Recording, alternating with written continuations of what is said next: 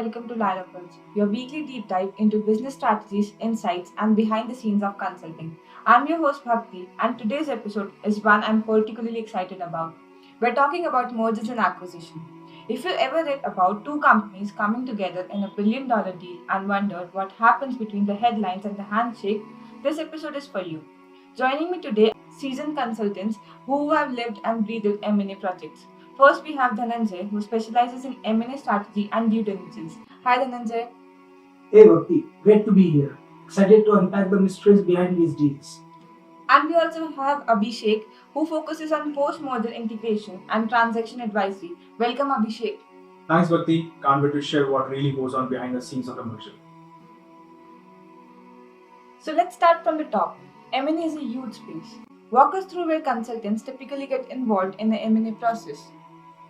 Sure Bhakti, M&A can be broken into three major phases: pre-deal, deal execution, and post-deal, or we call it as integration. Consultants are often involved across all the three stages. In the pre-deal phase, client approaches us with the growth objective. They want to expand into a new market, acquire a new capability, or consolidate their position in an industry. That's where we come in to help them define the M&A strategy. Should they buy or should they build their particular capability? Or is the target is the right fit for the company or not? Or if is there any synergy, we can help them with. Yes, Dhananjay. Once the deal is in motion, we step into the deal execution phase.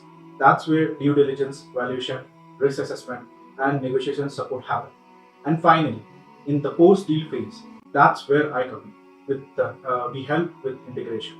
That means bringing together teams, processes, systems, and even company cultures. This phase is often underestimated, but it's where the real success of an M&A is determined. So Dhananjay, let's go deeper into your world, strategy and due diligence. What does that actually involve? Absolutely, Bhakti. Once we have defined the client strategies and that they want to grow by acquisition, our first task is target screening. We evaluate dozens of companies based on size, revenue, profitability, geographic presence, product portfolio, and many other things. It's more or less like matchmaking, but for businesses. Then comes the commercial due diligence. We answer critical questions like: is the market growing? Who are the key competitors? Are the target's revenue sustainable? Or if we interview the customers, analyze contracts, and stress test business models. We also look at operational synergies. What cost saving or revenue enhancement could happen if the companies get combined. This actually sounds intense. How long does this part take? This particularly takes between 8 to 12 weeks depending on deal size. Time is of the essence, especially in competitive deals where multiple bidders are involved.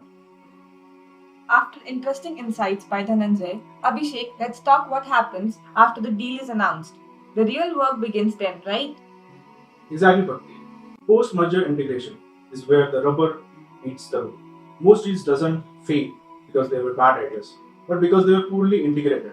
We begin by setting up a clean room environment, a secure, neutral space where critical operational data is exchanged and analyzed before day one. We then build the Integration Management Office, IMO, basically a PMO dedicated to integration. We identify day one priorities, key functional ideas, culture risk, and start building the integration roadmap. For example, what happens to overlapping roles? How do we merge the HR systems, IT architecture, or the supply chains? We run workshops, create a synergy tracking dashboards, and build communication plan to ensure minimal disruption. So Abhishek, do you also deal with layoffs and restructuring? Unfortunately, yes, Bhakti, it's a sensitive part. We work with HR and leadership to handle it and keep it in a transparent manner, ensuring it aligns with long-term strategy. Now let's get into the juicy stuff, real life learnings. What are some common pitfalls you have seen? Well, for me, it's overpaying and falling in love with the deal. Clients sometimes get emotionally attached to the target and ignore all the red flags. I have seen deals fall apart because the client refused to walk away, even when the evidence showed the acquisition wouldn't be a certainty. On my side, the biggest pitfall is underestimating integration complexity. I once worked on a deal between two consumer tech firms. Brilliant strategy, but the integration failed because cultures clashed and leadership didn't align. The result: talent drain, product delays, and investor disappointment. So any success stories? Yes, I remember a mid-sized IT firm I worked with acquired a cloud tech startup. We did deep due diligence, helped reprice the deal, and the integration team, led by another team member, made sure the startup regained its agility while benefiting from scale. Today, it's one of the most profitable verticals in the company. Oh yes, Dhananjay, I remember that. It worked because the leadership was aligned, integration was phased, and we respected the culture nuances. Now, to wrap up, what advice would you give to business leaders exploring M&A and to young consultants interested in this field? Well, I'll just say to the clients that don't jump into the M&A without clarity. Have a clear strategic rationale and always conduct through diligence. It's your only safety net. To all the aspiring consultants, what I'll say is learn how to connect data with the business logic.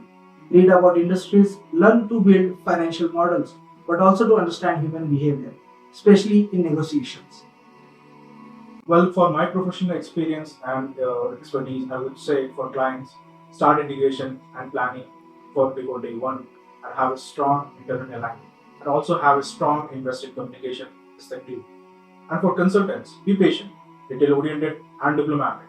Integration is about people as much as systems. The best consultants can listen, have empathy, and act quickly. This was such an eye opener. Thank you, Dhananjay and Abhishek, for breaking down what really happens in an M&A deal. And to our listeners, if you find this episode insightful, do subscribe, share it with your network, and leave us a review. We'll be back next week with more behind the scenes from the world of strategy and consulting. Until then, stay curious, stay strategic. I'm Bhakti signing off from Lyra Pulse.